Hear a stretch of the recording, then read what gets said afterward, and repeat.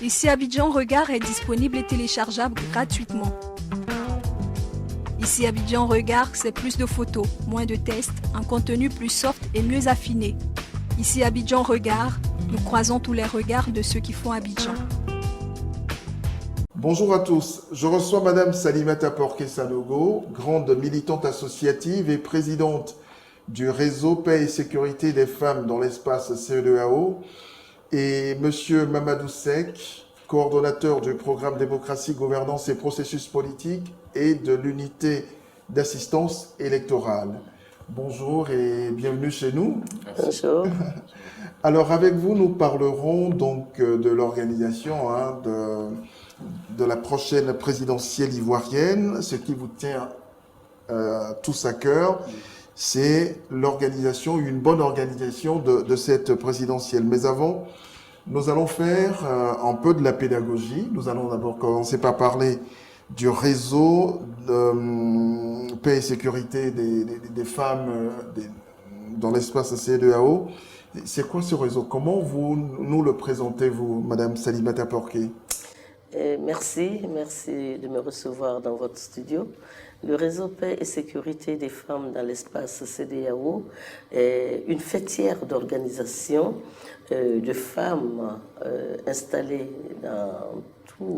dans toute la CEDEAO, c'est-à-dire dans les 15 pays membres de la CEDEAO, et qui s'occupent de paix et de sécurité.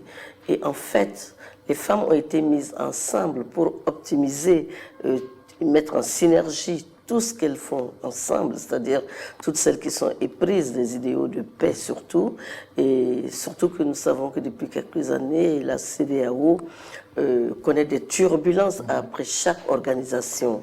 Et donc c'est ainsi que M. Chambas, qui à l'époque était à la CEDEAO, aujourd'hui à l'UNOA, a décidé de mettre ensemble toutes ces femmes-là pour que nous puissions parler d'une voix.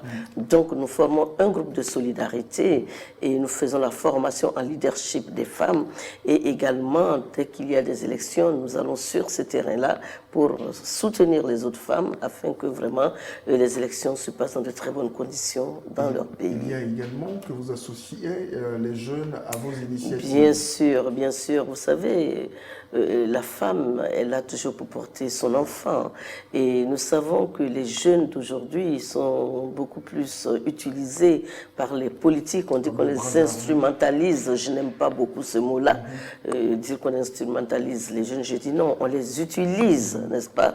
Et pourquoi ces jeunes s'y laissent aller? Il y a un problème de chômage que les pays africains connaissent. Et donc les enfants, dès qu'on leur propose 1000 francs, 2000 francs, c'est facile de leur mettre en main à calage ou de les amener à exercer leur force parce qu'ils deviennent très violents. Et nous avons compris cela, et depuis 2010, nous travaillons avec les jeunes. Nous travaillons avec les jeunes, nous les sensibilisons, nous les formons, et ils remontent à leur père la sensibilisation, l'information pour faire comprendre aux jeunes qu'il faut qu'on évite à partir de maintenant la violence. Ils vous servent de très bons relais. Alors, bien sûr. Voilà, Monsieur Mamadou Seck, vous êtes le coordonnateur du programme Démocratie, Gouvernance et Processus Politiques et de l'unité d'assistance électorale. De quoi ça retourne votre organisation? Alors, c'est l'Institut Gorée qui est une institution basée à Dakar, sur l'île de Gorée, et qui est un centre pour la démocratie, le développement et la culture. Et la philosophie qui fonde l'Institut, c'est d'œuvrer à une société africaine paisible et autosuffisante.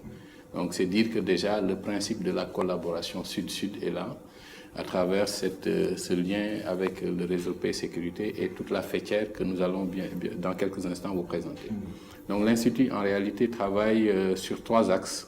Un axe sur la prévention et la résolution de conflits, un axe sur toutes les questions de démocratie qui nous réunit ici aujourd'hui, et un dernier axe sur la culture, et qui dit Gorée avec tout ce que ça symbolise du point de vue international, pense culture aussi. Pour l'histoire. Et pour l'histoire. Donc voyez-vous qu'en réalité, parler même de démocratie, prévention de conflits, etc., c'est un cercle, c'est lié. Puisque en général, les conflits les plus durables en Afrique, les plus profonds partent d'élections mal organisées. Donc, par une implication dans les processus électoraux, un monitoring des processus électoraux, un accompagnement, nous anticipons les questions de prévention et de résolution de conflits. Voilà globalement l'Institut Gorée, de manière très ramassée, sa présentation. Alors, qu'est-ce que vous allez faire concrètement ici en Côte d'Ivoire à l'occasion de cette présidentielle? Alors, il s'agit d'un accompagnement électoral technique, puisque de toute façon, l'expertise nationale, elle est là.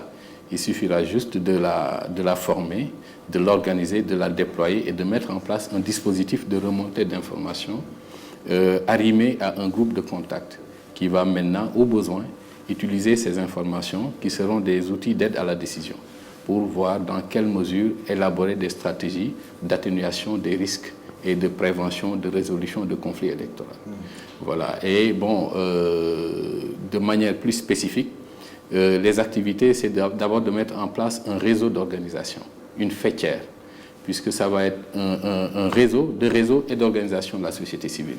Nous avons bouclé par ça un atelier de mise en réseau où nous avons ensemble 6 organisations et réseaux ivoiriens. Le réseau Paix et Sécurité des femmes de l'espace CEDEAO, l'Association des femmes juristes de Côte d'Ivoire, le réseau ivoirien des jeunes pour l'intégrité, le Parlement des jeunes de Côte d'Ivoire, le Parlement des jeunes du Mano River et le réseau ivoirien des jeunes leaders pour l'intégrité. Voilà un peu. Et à travers ça, on s'est organisé en une plateforme maintenant, plateforme de veille des femmes et des jeunes pour des élections crédibles. Maintenant, là, on va vers des activités spécifiques pour arriver maintenant à l'installation d'une structure de veille avec l'organisation de 3 chambres et le groupe de contact. Et le processus, c'est de recueillir de l'information, de la produire et maintenant de la mettre à la disposition du groupe de contact pour maintenant alerter aux besoins et jouer un rôle de facilitation et de médiation. Quel sera le degré d'implication du réseau des femmes dans cette plateforme? Le réseau des femmes est en amont et en aval. Nous avons donc commencé un travail parce que vous savez qu'il faut faire un travail de prévention. Très bientôt, c'est-à-dire à partir de la semaine prochaine, du lundi, nous allons commencer la sensibilisation dans certaines régions, dans le Go, dans le Lodjibois, Abidjan, etc. Sensibiliser les populations à connaître leurs droits citoyens, c'est la première des choses. Et ensuite, sensibiliser les Ivoiriens à sortir de leur ventre cette peur. Parce qu'aujourd'hui, les Ivoiriens ont peur d'aller aux élections, leur faire comprendre qu'il n'y aura rien. Ce n'est pas parce qu'en 2010, il y a eu un incident que ça doit être légion. C'est plus qu'un incident, 2010. Oui, ça a été plus qu'un incident, c'est une réalité. Moi-même, je suis partie en exil, compte tenu de mes propos que d'autres ne jugeaient pas utiles. J'ai dû m'éloigner un peu de mon pays, ce qui était d'ailleurs dommage. Mais aujourd'hui, nous voulons vraiment utiliser les femmes et les jeunes pour sensibiliser les populations, faire la prévention, n'est-ce pas, des conflits, parce qu'il faut prévenir les conflits, et également avoir un système d'alerte rapide, c'est-à-dire d'alerte précoce. Donc il y aura des personnes, des jeunes et des femmes qui seront à l'intérieur du pays qui vont nous remonter systématiquement toutes les craintes et les peurs que les populations connaissent, et nous allons voir dans quelle mesure essayer de calmer cela. Nous allons également aller vers les politiques. Nous allons essayer de recevoir les différents partis politiques. Il y a 10 candidats. Les candidats, nous allons tous les rencontrer et leur faire comprendre. Nous avons déjà lancé un appel pour faire comprendre aux différents candidats qu'il fallait qu'on ait des élections civilisées, qu'on essaye de se lancer des pierres. Celui qui est candidat, qu'il vienne exprimer son langage de société, son langage de bienfaisance. Et je pense que les populations comprendront que de se lancer la pierre pour dire qu'un tel n'a rien fait ou moi je ferais mieux. C'est vrai que c'est un langage politique, mais il faudrait qu'on ait vraiment un langage de paix. C'est la moindre des choses et je crois que les Ivoiriens ont vraiment besoin de cela.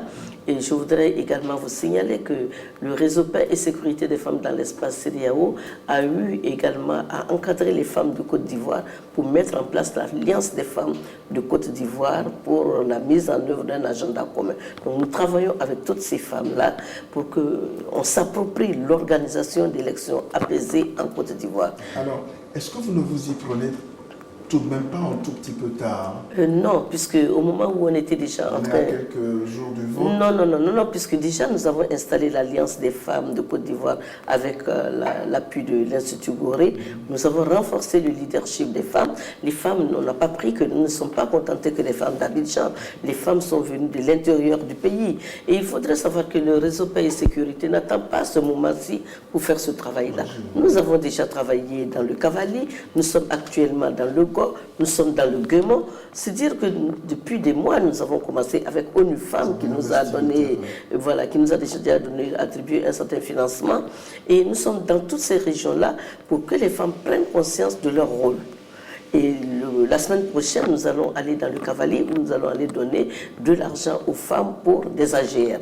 Vous voyez, après les avoir formées au leadership, après les avoir sensibilisées à la réconciliation, apprendre à mettre la réconciliation dans leurs régions respectives, et maintenant nous venons d'obtenir un financement pour les mettre vraiment à travailler parce qu'il faut penser également à l'autonomisation des femmes. Nous nous basons beaucoup plus sur la résolution 1325 des Nations Unies qui dit qu'il faut impliquer les femmes dans les instances de prise de décision, la prévention et la résolution des conflits. Et je pense que c'est le programme premier du réseau Paix et Sécurité des femmes dans l'espace CEDEAO. Alors, est-ce que, comme en 2010, vous irez dans les foyers, dans les marchés? Naturellement. Vous savez que la présidente de ce réseau fait elle-même son marché. Donc, c'est vous dire que c'est le quotidien de la présidente. Nous sommes sur tous les marchés. Tous les samedis, nous allons sur les marchés pour sensibiliser. Et maintenant, nous allons aller au-delà, puisqu'il y a déjà l'équipe qui vient d'arriver du Go. Il y a une autre équipe qui retourne. L'Audibois, vous savez qu'il y a eu des problèmes là-bas. Nous allons y retourner. Et même les autres organisations qui vont aller sur le terrain, envoyées, n'est-ce pas, par le PNUD, vont faire le même travail de sensibilisation. Donc nous avons déjà commencé et les autres vont emboîter le pas. Et nous allons continuer, n'est-ce pas, en allant dans les marchés. Les femmes nous attendent avec impatience. Voilà. Alors, Monsieur Mamadou Seck, Madame Salimata Porquet-Salogo disait tout à l'heure que les Ivoiriens ont peur. Est-ce que vous également, au niveau de votre institut, vous avez quelques appréhensions quant au taux de participation des Ivoiriens à cette présidentielle? Alors, je voudrais d'abord, avant de répondre à votre question, compléter un peu l'information pour dire que l'Association des étudiants, sociologues et anthropologues de Côte d'Ivoire est aussi un membre du réseau. Et que cette initiative d'accompagnement est rendue possible grâce à l'appui financier du système des Nations Unies de Côte d'Ivoire. Maintenant, revenant à votre question, il me semble que historiquement, Mme Porquet disait tout à l'heure que les gens ont peur de sortir. Ont peur, oui, mais je pense que historiquement même, le taux de participation est devenu problématique partout dans nos démocraties. Ça renseigne sur l'adhésion ou non au processus et au système. Donc, ce n'est pas si taux de participation éventuellement serait faible, ne serait pas l'apanage uniquement de la Côte d'Ivoire, puisque ça, on est en train aussi de faire des études dans ce sens à l'Institut Gorée pour voir un peu le comportement des électeurs. Et selon les scrutins aussi, les taux diffèrent. On sait que pour la présidentielle, ça motive plus et ça mobilise plus que les autres types de scrutins. Alors, je pense que les actions qu'on est en train de mener sur le terrain vont participer quand même à redonner confiance aux électeurs, pour les rassurer d'abord à travers la sensibilisation. Et les initiatives que nous menons participent à encourager en tout cas et à redonner confiance vis-à-vis du processus, puisque le fait de mettre en place un système qui promeut la transparence, puisque tout le dispositif qu'on mettra en place participe justement à rendre transparent le processus. C'est une forme justement d'assurance, ça participe à crédibiliser le processus, et de là, forcément, ça peut pousser les électeurs à croire au processus et à son intégrité. Alors, de façon concrète, comment ce dispositif que vous mettez en place va fonctionner? Alors, concrètement, on déploie de manière statistique et aléatoire, sur la base de la carte électorale, les 600 moniteurs électoraux qu'on va déployer sur le terrain, puisqu'en réalité, ils vont faire le monitoring de manière millimétrée. le processus, le scrutin de l'ouverture à la fermeture. Et à intervalles de temps réguliers vont nous remonter des informations. Tout ça, c'est sur la base d'une formation. Alors, l'ouverture du bureau de vote, la présence des membres du bureau de vote, la présence des femmes membres du bureau de vote, puisque l'aspect genre nous intéresse ici, la présence des scrutatrices à la fermeture, la présence des forces de sécurité, le respect du secret du vote, le matériel électoral, les procédures, le taux de participation à 12h, à 15h et à 18h, les procédures de fermeture et la clôture du scrutin. En réalité, c'est pas moins de... Les résultats ne vous intéressent pas? Les résultats sont très sensibles. Ça relève de l'information sensible et le cadre électoral ivoirien ne permet pas qu'on puisse, en tant que structure d'observation, nous immiscer dans ce débat. Donc ici, ce qui nous intéresse, c'est plutôt la qualité du scrutin. La qualité du scrutin, mais aussi l'environnement. Maintenant, les résultats reviennent à une instance qui est dédiée à ça. C'est pour ça que ça ne nous intéresse pas, puisque nous allons plutôt manier de l'information scientifique et routinière, plutôt que de l'information sensible qui risquerait de nous mettre dans une situation un peu délicate, fort justement de l'histoire de la Côte d'Ivoire, de l'histoire politique électorale de la Côte d'Ivoire. Donc ici, ce qui nous intéresse, c'est la qualité du vote, le respect des procédures, l'accessibilité, l'assistance des personnes à mobilité réduite, l'environnement, etc. Maintenant, une fois ces informations remontées, on a un dispositif technique où on a 50 téléopérateurs qui sont des analystes, tous connectés aux observateurs sur le terrain, qui, en temps réel, vont traiter les informations qui sont remontées par les observateurs. Et un statisticien, ingénieur statisticien, va agréger les données et en sortir les tendances dans la chambre technique. On va passer à une seconde chambre d'analyse qui va un peu donner l'intelligibilité de ces données statistiques. Et tout de suite, identifier les actions les plus urgentes à mener pour corriger les dysfonctionnements remontés sur le terrain. Alors, maintenant, ces informations seront-elles remontées, elles seront remontées à la Commission électorale indépendante? Justement, maintenant, au ministère de l'Intérieur? Absolument. Une fois qu'on a fini d'analyser et de pointer les actions les plus urgentes à mener, on les transmet à une troisième chambre, qui est une chambre de décision, où à ce niveau-là, on a le groupe de contact de haut niveau qui sera mobilisé, et aussi des personnalités de haut niveau au plan national qui comptent et qui sont crédibles, qui ont justement cette chance d'être reconnus, légitimes dans leur position de neutralité de tous bords, pour pouvoir maintenant alerter les autorités, la CI, les préfets, les présidents de bureaux de vote, en tout cas toutes les parties prenantes qui ont un rôle décisif pour corriger les dysfonctionnements remontés sur le terrain. Et qui sont ces personnalités que vous allez inviter? Alors, c'est des personnalités de la société civile, de la chefferie traditionnelle, religieuse, etc. L'identification est en cours. Il n'y a plus beaucoup de jours. Il n'y a plus beaucoup de jours, mais nous avons fini de profiler un peu, et donc les contacts même sont établis. Je pense que d'ici quelques jours, vous aurez vraiment la liste définitive des personnalités et internationales qui vont venir, mais aussi le groupe de nationaux qui vont participer à améliorer à travers des actions de facilitation, de dialogue, d'intermédiation, le processus au besoin. Moi, j'ai pour habitude de dire que c'est des ouvreurs de porte, voilà, qui vont faciliter un peu le dialogue et le processus.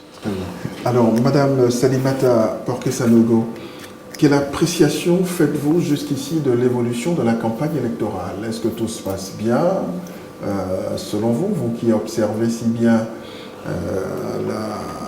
la scène politique ivoirienne? Comment la trouvez-vous? Est-ce que, voilà, les discours des uns et des autres sont positifs? Il n'y a pas de débordement? Qu'est-ce que vous en pensez? Non, je pense que la campagne se passe bien. Elle se passe bien, il y a eu quelques petits débordements, mais je crois que c'est corrigé. C'est corrigé parce que hier encore, j'ai écouté les différents candidats à la télévision. Et c'était très, très modéré, il n'y avait pas de passion, chacun donnait son programme, depuis avant-hier d'ailleurs, je ne fais que les suivre, chacun donnait son programme de travail, c'est normal que chacun se vende. Au début, on entendait dire qu'un tel n'a pas fait, il n'y a pas eu de choses de fait en Côte d'Ivoire, nous allons faire mieux. Mais j'avoue que depuis avant-hier, c'est politique, c'est tout à fait normal. Moi-même, à l'époque, avant d'être société civile, j'ai été quand même grande militante politique. Et je sais qu'il y a certains politiciens, il y a certains candidats, quand ils n'ont pas d'arguments, et moi je dis toujours que c'est l'outil des faibles. Quand on a des arguments, on n'attaque pas son adversaire. Et même lorsque mon adversaire m'attaquait et que j'arrivais dans les circonscriptions, je disais aux gens, non, mais dans certains villages, je dis non, il faut bien le recevoir, ne l'écoutez pas, c'est pas grave. Et ça m'a permis de gagner toujours le maximum d'électeurs. Donc nous nous interpellons toujours, on continue d'interpeller. Quand on a des arguments, on n'insulte pas. Et les électeurs aujourd'hui n'ont pas besoin d'entendre de langage violent. Ils vont vous écouter à un moment donné, vous allez les voir en train de bailler parce qu'ils s'en lassent. Mais bien au contraire, si vous vendez votre programme de société, ça les intéresse. Et je crois que nous sommes en train d'aller sur cette voie-là. Et j'avoue que la population ivoirienne est une population civilisée, qui reçoit, les chefs traditionnels, les populations reçoivent de la même manière tous les candidats. Bien sûr que la mobilisation est moindre à certains endroits, mais je me rends compte que les candidats sont très bien accueillis dans toutes les localités. Est-ce que vous redoutez aussi le faible taux de participation? Oui, ça c'est vraiment un souci parce que demain, on arrête, n'est-ce pas, la distribution des cartes d'électeurs. Vous n'avez pas l'impression que les gens sont sortis? Non, mais c'est pas grave, il faut sensibiliser les populations et leur expliquer que ça peut être prorogé comme ne pas être prorogé, mais dans toutes les localités, il y a des bureaux, n'est-ce pas, de la CEI, de la Commission électorale indépendante. Donc chacun peut se rendre dans ce bureau-là, ceux qui n'ont pas encore, mais moi je n'ai pas encore ma carte d'électeur, j'ai pas été prendre. Non, j'ai pas le temps. Mais c'est pas grave, je sais que j'irai dans ma localité pour aller prendre ma carte d'électeur dans le bureau de la Commission électorale indépendante. Donc où ils vont dans ces bureaux-là pour prendre leur carte d'électeur. Sinon, s'ils n'ont pas le temps, lorsqu'on affichera la liste des bureaux de vote, qu'ils aillent identifier leur bureau de vote et dans le bureau de vote avec leur pièce d'identité, ils retirent leur carte d'électeur et ils votent. Donc je pense qu'il n'y a pas péril à la demeure. Vous savez très bien que les gens attendent à la dernière minute. Voilà, ils attendent à la dernière minute et moi j'avoue que cela arrive tout le temps ici. Mais le jour du vote, vous les voyez venir massivement, ils n'ont pas leur carte, mais la carte est sur la table. Donc ils récupèrent leur carte de lecteur et puis avec leur pièce d'identité, c'est d'avoir surtout la pièce d'identité pour aller voter. Voilà. Alors Monsieur Seck, vous qui posez un regard, je veux dire, extérieur sur la démocratie en Côte d'Ivoire, qu'est-ce que vous en pensez? Est-ce que vous avez l'impression que la Côte d'Ivoire a fait des progrès démocratiques depuis 2010 à maintenant? Oui, je pense que le regard extérieur qu'on jette et puis la lecture qu'on a actuellement du contexte nous renseigne sur des sauts qualitatifs qui sont effectués. Et même cette possibilité-là à pouvoir dérouler ce type d'action citoyenne renseigne sur les prédispositions, je pense, de toutes les parties prenantes. Ivoirienne. Oui, nous les écoutons. Se plaint de beaucoup de choses. Oui, justement, mais le fait même de se plaindre signifie qu'on a le droit à la parole et qu'on peut s'exprimer. Ça aussi, c'est un des critères. Les candidats de l'opposition se plaignent du fait qu'ils n'ont pas accès à la RTI, par exemple, la télévision nationale, oui, ça, même si ça se fait le temps de cette campagne. Tout à fait. C'est des dysfonctionnements à corriger. Et il me semble qu'il y a une instance de régulation qui est là pour jouer son rôle. Il revient donc à cette instance de jouer pleinement son rôle d'équilibre de l'accès aux médias d'État. Ça, c'est un problème. Et si tel est le cas ici, il faut corriger. Il faut corriger et permettre à tout le monde, c'est une forme d'égalité des chances. Puisque c'est souvent des concepts qu'on brasse, mais en réalité, ces concepts n'ont de sens que s'ils sont vécus et opérationnels sur le terrain. L'égalité des chances, la neutralité, l'impartialité, la responsabilité, c'est des principes directeurs qui guident souvent nos institutions. Donc, il faut les vivre. Et pour les vivre, on les met en application. Donc, je pense que c'est le lieu, aujourd'hui, peut-être, d'encourager ces instances-là d'aller vers en tout cas, vivre ces concepts-là et ces termes qu'il manipule. Maintenant, au-delà, pour revenir à la question, je pense que la dynamique est bonne. La dynamique est bonne. Il suffit juste de beaucoup de responsabilités de la part de toutes les parties prenantes, puisque en réalité, on parle beaucoup d'acteurs politiques.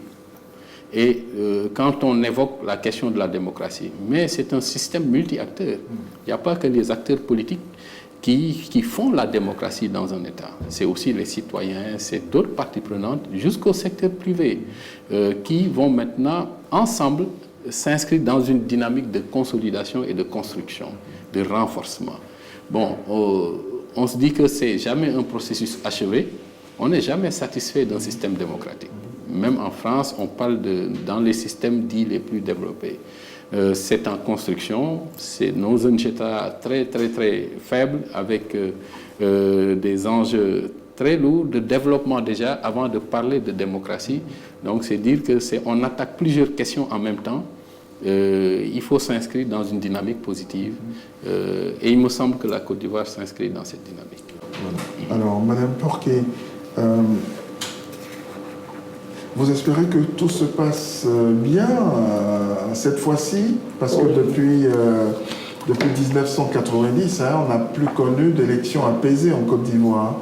Est-ce que cette fois-ci, vous avez l'impression que tout se passera bien? Oui, j'en suis convaincue. Non, je suis très convaincue parce que lorsque vous allez... Vous savez, il faut travailler beaucoup avec la base. C'est la base qui importe. Parce que toutes ces personnes, candidates, qui se lancent dans la politique, tout le monde compte sur la base.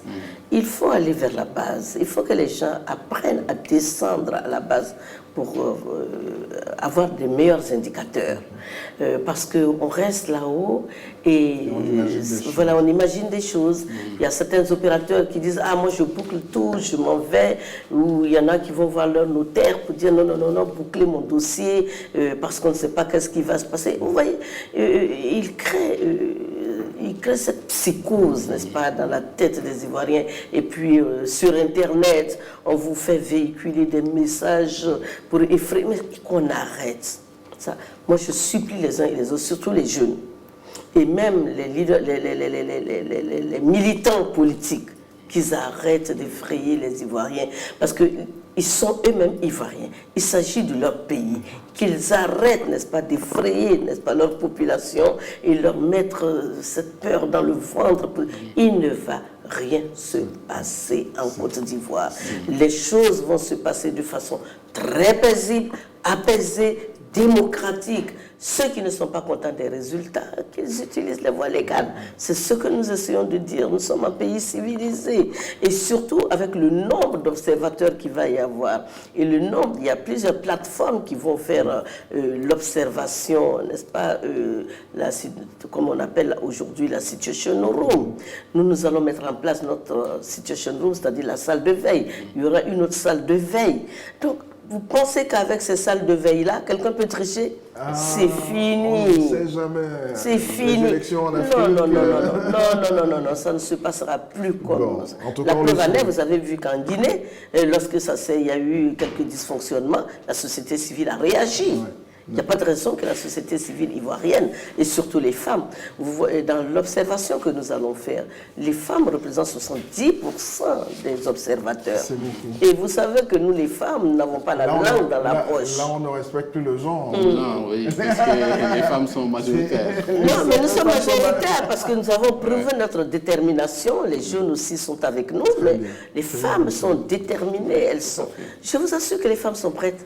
Aller au charbon, parce que nous ne voulons plus... Pour la paix. Pour la paix. Ouais. Nous ne voulons plus de ça dans la Côte d'Ivoire, et ça ne se passera plus jamais. Plus jamais. Et qu'il en soit ainsi. Oui, nous avons décidé que la Côte d'Ivoire soit un modèle. Et ça sera le modèle réel de la démocratie. Tout le monde parle du Sénégal. Dernièrement, il y avait le Nigeria. Tout le monde avait peur du Nigeria. Ça s'est très bien passé. Il y avait la Guinée-Bissau. Ouais. Ça s'est très bien passé. Et c'est nos femmes qui étaient encore là-bas. Donc, dans le pays de la présidente, ça ne peut pas se passer autrement. Qu'il en soit ainsi. Merci infiniment d'être passé par chez nous. Je recevais Madame Salimata Porké-Sanogo, présidente du réseau Paix et Sécurité des femmes dans l'espace CEDEAO, et Monsieur Mamadou Seck, coordonnateur du programme Démocratie, Gouvernance et Processus politique et de l'unité d'assistance électorale. Merci à vous deux, merci d'être passés par chez nous. Merci. Voilà, je vais vous repartez quand? Oh, on est là jusqu'au 31 octobre. Ah bon, j'aurai l'occasion de vous recevoir à nouveau, mais dans le... Ici Abidjan Regard est disponible et téléchargeable gratuitement. Ici Abidjan Regard, c'est plus de photos, moins de tests, un contenu plus soft et mieux affiné. Ici Abidjan Regard, nous croisons tous les regards de ceux qui font Abidjan.